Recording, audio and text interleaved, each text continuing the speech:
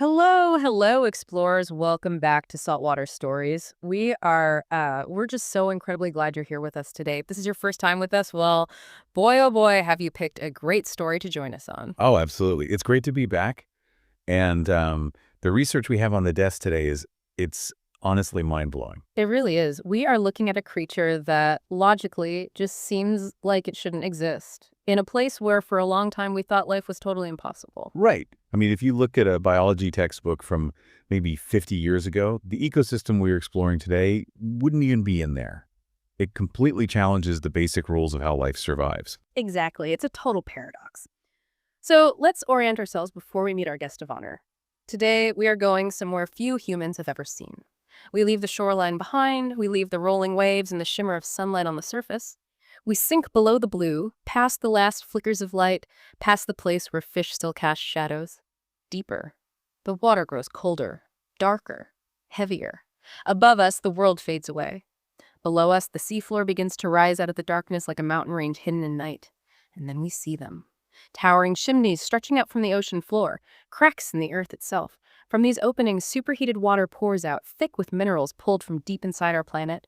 It looks like smoke underwater, billowing and swirling in slow motion. There is no sunlight here, not a single ray. And yet, life gathers.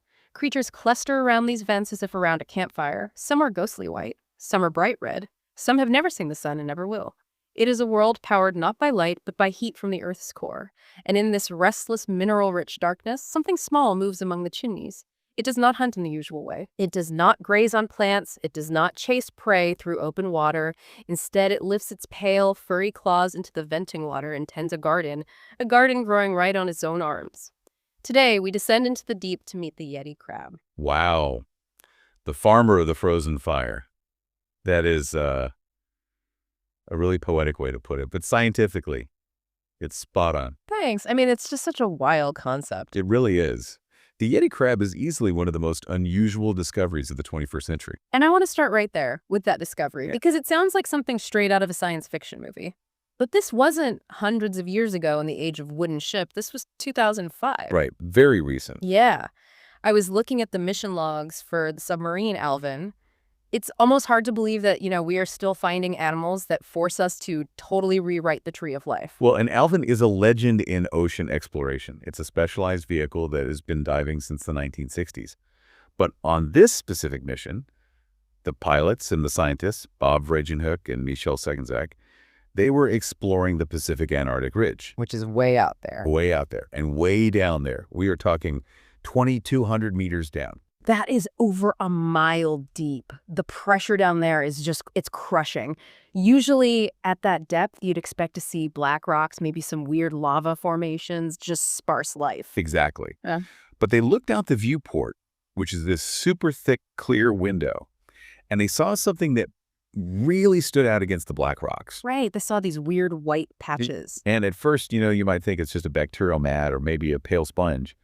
But then the white patches started moving, waving. So Michel Segenzack saw it first, and it was about 15 centimeters long, so roughly the size of a grapefruit or a really large hand, and it was just swarming over the rocks. But the thing that stopped them cold was the texture, right? Because crabs are armored, they have shells, they're like little tanks, but this thing looks soft. It looked like it was wearing a fur coat. Just crazy. Right. And in the pitch black of the deep ocean, seeing a white, furry silhouette, your immediate thought isn't, oh, look, a lobster. Your mind goes to the mythical, the abominable snowman. The Yeti, hence the nickname. But the scientific fallout from this was massive. This wasn't just, oh, look, a slightly different species of crab. Oh, far from it. When they finally got a specimen back to the surface and analyzed its DNA and its body shape, they realized it didn't fit into any existing family box. It was that different. It was. They had to construct a completely new branch on the tree of life. They created an entirely new family called Kiwaidae. Which, just to put that in perspective for you guys listening, that is the biological equivalent of finding a stray animal, looking at it, and realizing it isn't a cat, it isn't a dog, it isn't a bear, it's something entirely new that just happens to look a bit like a crab. Exactly. It redefined what we thought crustaceans could look like. It was so unique they named the new genus Kiwa. And I absolutely love the origin of that name. Kiwa is the Polynesian goddess of shellfish. Since the crab was found in the Pacific Ocean south of Easter Island, the scientists wanted to honor the culture and the mythology of that region because Kiwa is a guardian of the ocean. It's a really beautiful tribute. And the species name, hirsuta, is Latin.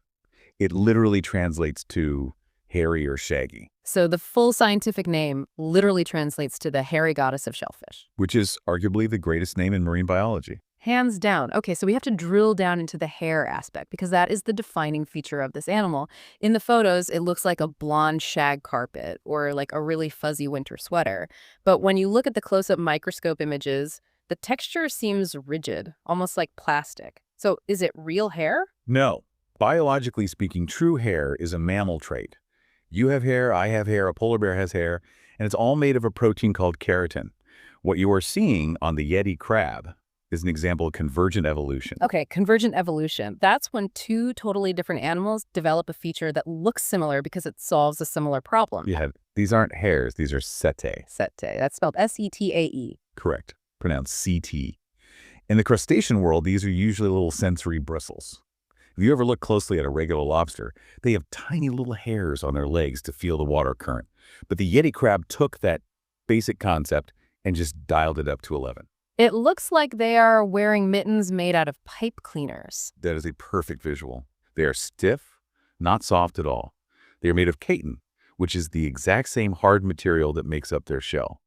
But instead of being a flat, hard plate, the chitin is spun out into these long, flexible, densely packed bristles. Yeah, I was reading a paper on the density of these bristles. It's not just a few hairs here and there. It is a incredibly dense mat. Yeah. And that density is the key to their whole survival strategy, isn't it? It really is. Think of it like a filter. If you have, say, a few hairs on your arm and you wave it in the water just passes right through without hitting anything. But if you have a dense, thick carpet of hairs, the water gets trapped. The surface area skyrockets. And in the deep sea, surface area is prime real estate. Real estate for what exactly? For their farm. Their farm. Yes, but we will get to the farming in just a second. Because before we talk about their lunch, I really want to talk about their face. Or rather, what is missing from their face. Oh, the eyes. Yes. If you look straight at the head of a Yeti crab, you see the antenna, you see the mouth parts. But where the eyes should be, there is just nothing. Just smooth white shell. I mean, don't they have little stalks, like vestigial stalks? They do have these tiny pigment-free stalks where eyes used to be millions of years ago in their ancient ancestors. But the Yeti crab today is completely 100% blind. Which makes perfect sense given the location. We are deep in the midnight zone. Exactly. Evolution is like a very strict economist. It hates wasting money. And in biological terms, money is energy. Building eyes, maintaining a retina, and powering the part of the brain that processes vision that is incredibly expensive energy-wise. It's like leaving a really high-power app running on your phone when the screen is turned off. It just drains the battery for absolutely no reason. That is a brilliant analogy. Since there is zero sunlight down there, eyes are completely useless. So over millions of years, the Yeti crabs simply stopped building them. They took all that energy and used it for other things. Like growing more arm hair. Precisely. Mm. And those setae, those thick bristles, they aren't just for farming, they're also super sensors. Since the crab can't see, it uses its arms to feel the world. They detect vibrations in the water, like the movement of a predator or a mate. And they can also literally taste the water. Chemosensory abilities. Yes. They're constantly tasting the chemical makeup of the water around them to find the vents. Imagine navigating a pitch-black room with your hands stretched out, feeling the air currents and the texture of the walls. Except the Yeti crab does it with super sensitive hairy arms. That is so cool. It's a totally tactile world down there. So let's talk about that world. In the intro, we mentioned chimneys and smoke. We are talking about hydrothermal vents. Right. Hydrothermal vents are easily one of the most extreme alien environments on Earth. To understand them, you have to realize that the floor of the ocean isn't just flat, boring mud. We are at the seams of the world. Plate tectonics. The Earth's crust is cracking open. Yes.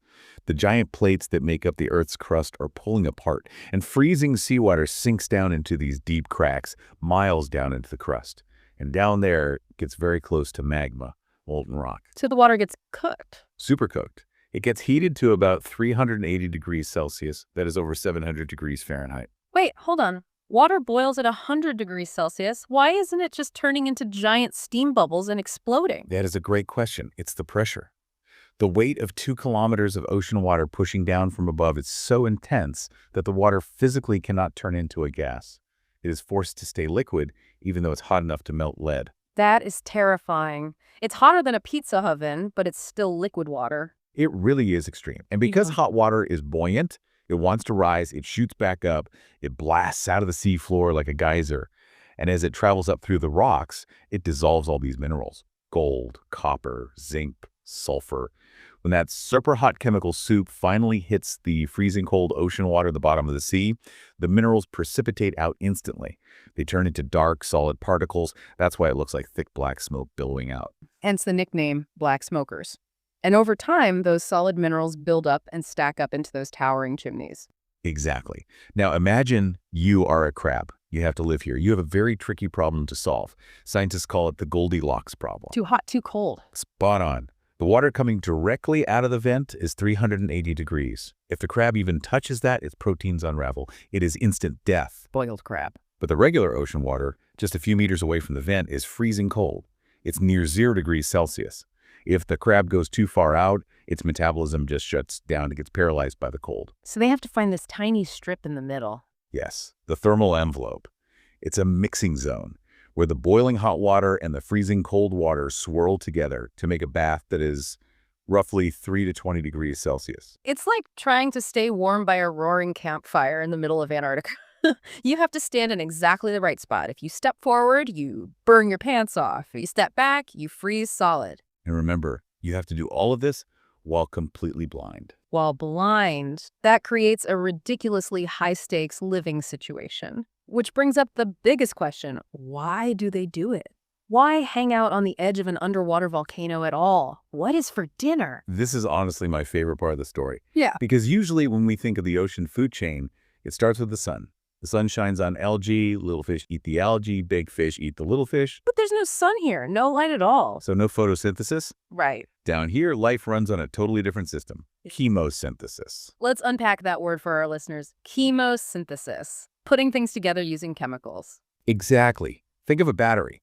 A battery holds energy locked inside chemicals. When you plug it in, that energy is released. The water coming out of these hydrothermal vents is absolutely full of chemicals like hydrogen sulfide and methane. These chemicals are like fully charged batteries. And there are bacteria down there that know how to tap into that chemical energy. Yes, the bacteria eat the hydrogen sulfide, which, by the way, smells exactly like rotten eggs. They break the chemical bonds, and they use that released energy to make sugar, to make food. So the bacteria are essentially the plants of the deep ocean. They are the base of the entire food web. Precisely. Now, the Yeti crab could just walk around scraping rocks, hoping to find some stray bacteria to eat, but that's super inefficient. The Yeti crab decided to become a farmer. This goes right back to the hairy arms. It does. The setae, those thick pipe cleaner bristles, provide a massive amount of surface area. So the crab positions itself right in the flow of the mineral-rich vent water. It turns its own arms into the perfect scaffold for bacteria to grow on. So the crab is quite literally covered in its own lunch. Millions and millions of filamentous bacteria.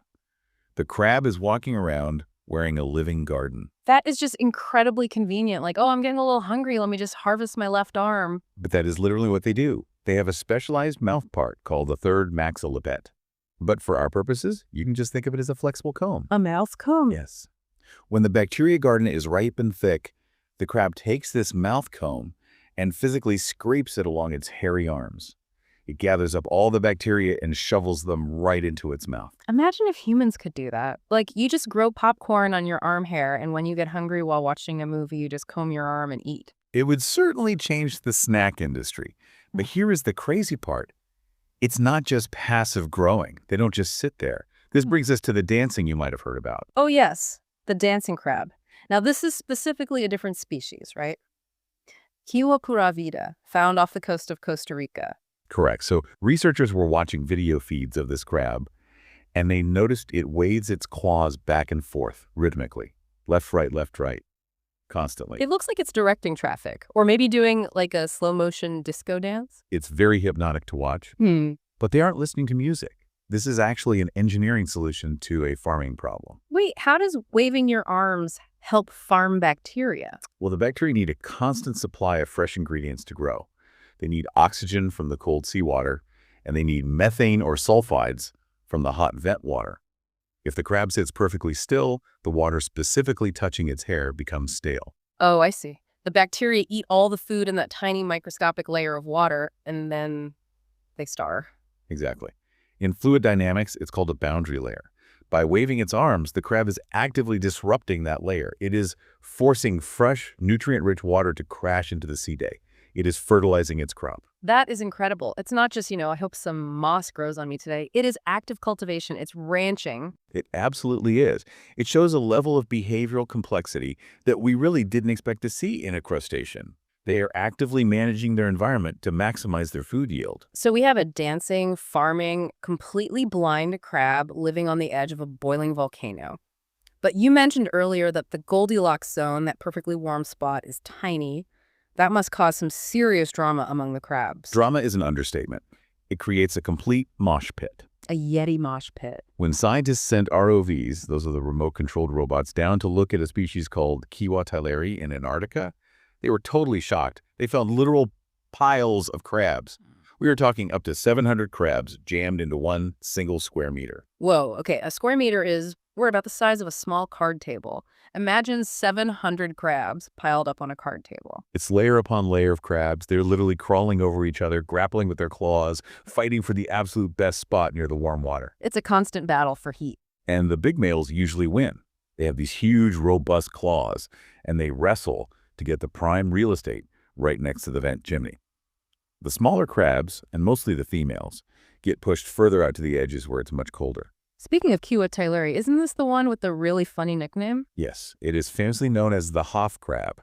The Hoff, named after David Hasselhoff. Yes, the actor from Baywatch. Because he has a hairy chest. Exactly. Unlike the original Yeti crab, which has really hairy arms, Kiwa tyleri has a densely hairy chest. So the scientists, having a bit of fun with the discovery, called it the Hoff.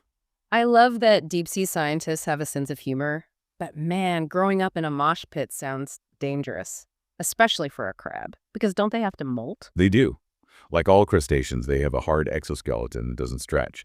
So to grow bigger, they have to physically crack out of their old shell and crawl out. That sounds incredibly vulnerable. It is the most intensely vulnerable time in their life.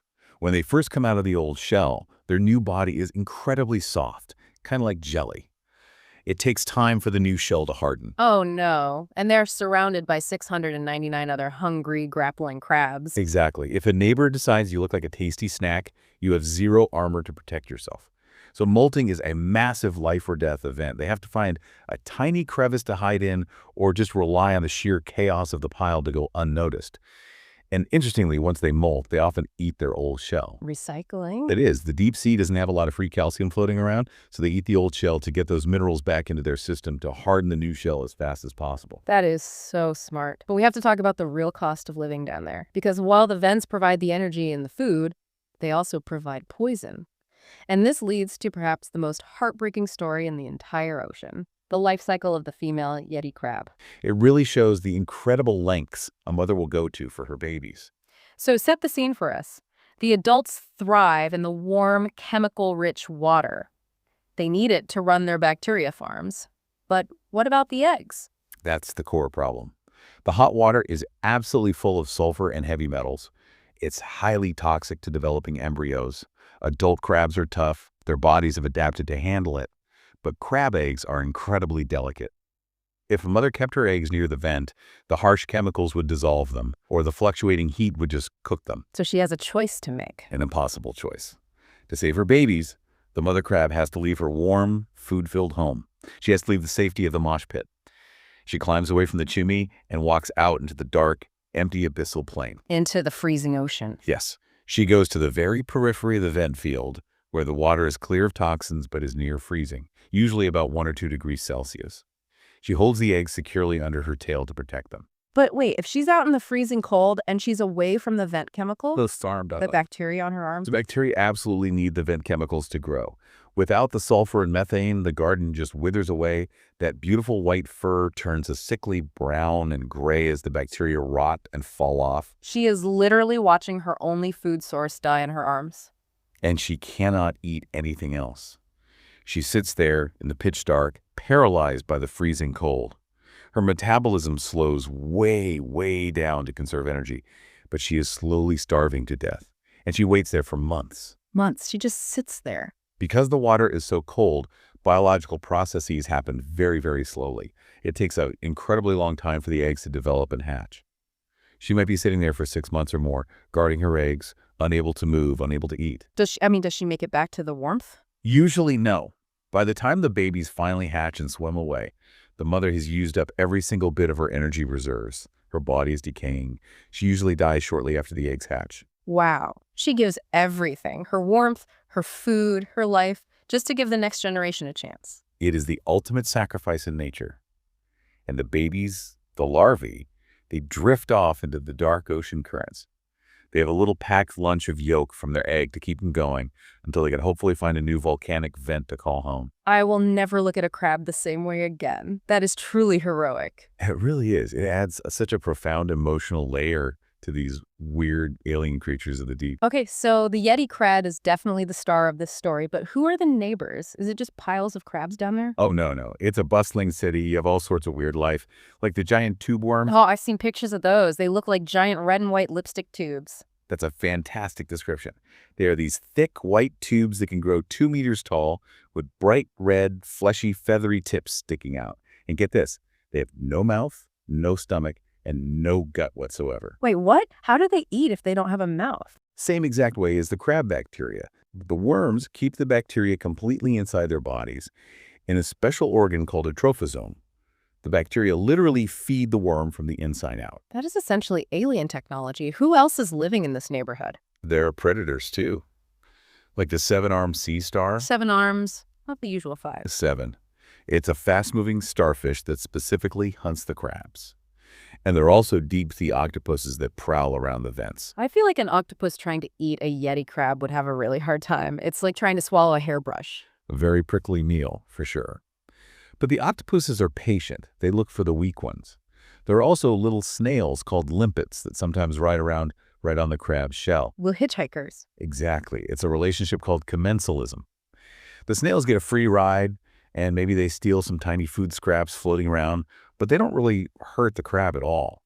It creates this incredibly complex web of life, all anchored to that invisible chemical energy pouring out of the rock. It sounds like a really delicate balance. Everyone relies on everyone else, and everyone fundamentally relies on the vents staying active. And that brings us to a somewhat serious point. Yeah. We often think of the deep ocean as completely untouchable, totally isolated from us. But that's changing very fast. You're talking about the is this world safe question. Exactly. There is a rapidly growing industry right now called deep sea mining. Mining, like for gold and stuff. Yes, gold, copper, zinc, and a lot of rare earth metals that we desperately need for our smartphones, our computers, and electric car batteries. Remember those powering chimneys? Those black smokers? Right. They're made of solid, highly concentrated minerals. They are incredibly valuable to technology companies. Some companies want to send down giant robotic machines, basically huge, heavy underwater tractors, to crush those chimneys and suck all the minerals up to a ship. But if they crush the chimney... They destroy the vent. The flow of hot, chemical-rich water stops entirely or becomes erratic. And if the hot water stops? The bacteria die instantly. Mm. And if the bacteria die, the crabs starve. The whole ecosystem just completely collapses. That's terrifying. It's like bulldozing an entire rainforest just to get the wood, but worse because these animals have literally nowhere else to go. Exactly. They're what we call endemic. That means they live only in that specific place. If you destroy that one vent field, that entire population of crabs is gone forever. They can't just swim to a coral reef. Is there another problem with the mining? Because I feel like I've heard something about plumes. Yes, sediment plumes. When you smash rocks underwater with giant machines, it kicks up a massive cloud of dust and debris. Kind of like clapping dusty erasers in a classroom. Right. But underwater, that thick dust cloud doesn't just settle immediately. It can drift on the ocean currents for miles and miles. Now think about our friend the Yeti crab.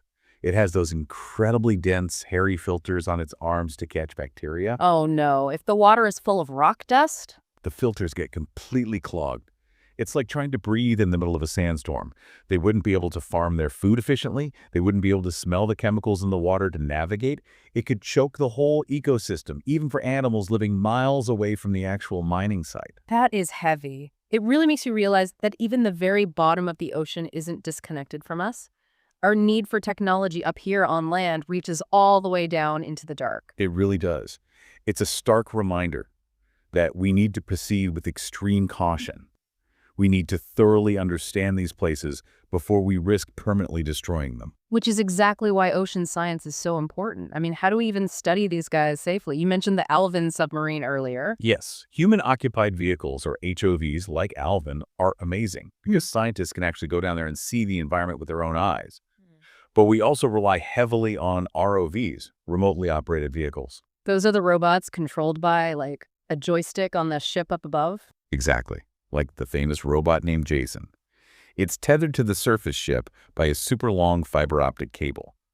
It can stay down there for days at a time, sending up high-definition video feeds without worrying about a human running out of oxygen. And I have to ask about the collection method, because how do they actually catch a crab without squishing it? It's not like you can use a normal fishing hook or a net down there among the rocks. You use a specialized tool called a slurp gun. A slurp gun. Please tell me that's the actual scientific term. It basically is. It is essentially a very gentle underwater vacuum cleaner. The pilot uses the robot arm to carefully position a clear plastic nozzle right near the crab. They turn on a gentle suction and whoop. The crab gets safely slurped right into a holding canister. That is hilarious. Just imagine being a big, tough Yeti crab, king of the chimney, defending your warm spot from your rivals, and then suddenly, froop, abducted by alien robots. It's quite the journey for them, but it really is the safest, least damaging way to bring them up to the surface for study. And why does studying them matter so much? I mean, aside from the fact that they are amazingly cool, blind, dancing farming crabs, why should we, up here on dry land, care about the Yeti crab? Well, besides the sheer biodiversity aspect, which is just keeping our planet rich with varied life, there is a field called biomimicry. Biomimicry, copying nature to solve human problems, right? Yes, exactly. Engineers are currently looking very closely at the Yeti crab setae, those stiff bristles, to figure out how to filter water better. Because we know exactly how the crab captures specific microscopic bacteria so efficiently, we might be able to build way better water purification systems for humans. So the Yeti crab could actually help us engineer clean drinking water. Potentially, yes. And then there is the resilience factor. The Yeti crab absolutely proves that life can survive almost anywhere. It lives in total darkness, under crushing pressure, right next to boiling poisonous water. It breaks all the biological rules we thought existed. It shatters them. And if life can survive there, in those extremes, well, it makes you wonder about life on other planets. Like, could there be Yeti crabs on the icy moons of Jupiter? Moons like Europa or Enceladus have thick, icy crusts with deep liquid oceans underneath. And NASA actually thinks they might have hydrothermal vents at the bottom of those alien oceans, too. Oh, that gives me absolute chills, the good kind of chills. The idea that the Yeti crab might be a blueprint for discovering alien life in our solar system. It completely expands our imagination of what is biologically possible. It teaches us to never, ever underestimate life. It really does. Okay, let's bring our sub back to the surface. We have covered a huge amount of the seafloor today. Let's quickly recap the legend of the farmer of the frozen fire. We met an incredible creature that isn't even a true crab, but a squat lobster relative. It's completely blind, it's ghostly white, and it wears a thick coat of bristles made of chitin. It lives on the razor's edge of underwater volcanoes, doing a hypnotic dance to feed the bacteria growing on its own arms. It's a deep-sea rancher. It survives in a chaotic mosh pit of hundreds of other crabs, constantly fighting to stay inside that perfect thermal envelope. And the mothers are absolute heroes, sacrificing their own lives out in the freezing, dark ocean to ensure their delicate eggs survive the toxic vent environment. And finally, they are currently threatened by our own human hunger for minerals, which reminds us that the Earth is one giant connected system. What a story. From a scary monster mystery to a dancing, farming hero. It really is one of the ocean's absolute greatest stories. Before we go today, I want to leave you listeners with a final thought to chew on. The ocean covers 70% of our planet. That is most of the Earth. But we have explored less than 20% of the deep ocean floor. That means there are thousands and thousands of miles of underwater mountains, deep valleys, and boiling volcanoes that human eyes have never, ever seen. Just think about that. We only found the Yeti crab in 2005. That was not that long ago. What else is hiding down there in the dark? What other monsters are actually just fuzzy little farmers waiting to be found? Maybe, just maybe, there is a creature out there even stranger than the Yeti crab, and it's waiting for you to discover it. I certainly hope so. You just have to keep asking questions. Thank you so much for joining us on this amazing exploration today. To all our young listeners out there, never stop being curious about your world. Keep looking deeper. See you next time on Saltwater Stories.